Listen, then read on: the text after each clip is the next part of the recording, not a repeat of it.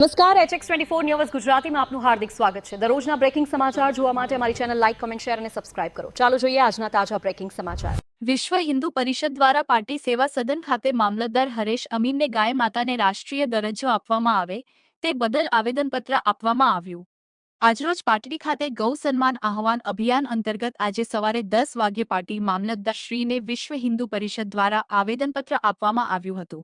આ પ્રસંગે પાટડી નગરના વિશ્વ હિન્દુ પરિષદના આગેવાનો હરિભાઈ પ્રજાપતિ, નરેશભાઈ પંચોલી, પ્રહલાદભાઈ પ્રજાપતિ, દાદુભાઈ રબારી, મહેશભાઈ ઠાકોર તથા પાટડી નગરપાલિકાના સદસ્યો શ્રીમતી મીનાબેન દેસાઈ, શ્રીમતી ગીતાબેન વરસાણી, શ્રીમતી નૈનાબેન ઠક્કર, શ્રીમતી જયશ્રીબેન દુધરેજિયા, શ્રી ભરતભાઈ ઝીંઝુવાડિયા, શ્રી વિષ્ણુભાઈ ધોળકિયા તથા પાટડી નગરની સોસાયટીના ભજન મંડળની બહેનો મોટી સંખ્યામાં હાજર રહ્યા હતા।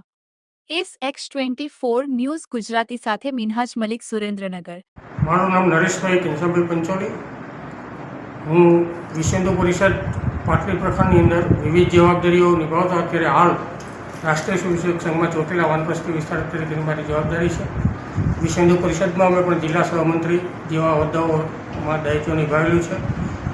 અત્યારે હાલની પરિસ્થિતિમાં ગૌ માતાને આપણે રાષ્ટ્રીય માતા જાહેર કરવા માટે સંતો દ્વારા જે આહવાન આપવામાં આવેલું છે તેના એક ભાગરૂપે આજે 7મી જૂનના રોજ મામલતદાર ઓફિસમાં એક આવેદનપત્ર આપી અને સરકારશ્રીને એ આવેદનપત્ર સુપ્રત કરવા માટેના વિવિધ તબક્કાઓમાં આંદોલન શરૂ કરવામાં આવ્યું છે।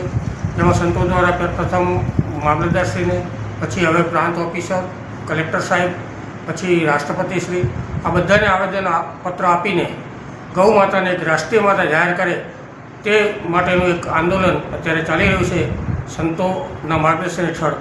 તે બાબતે આજે અમે મામલતદારશ્રીને આવેદનપત્ર આપી અને એ કાર્યક્રમને સહભાગી થયા છીએ। ઓકે।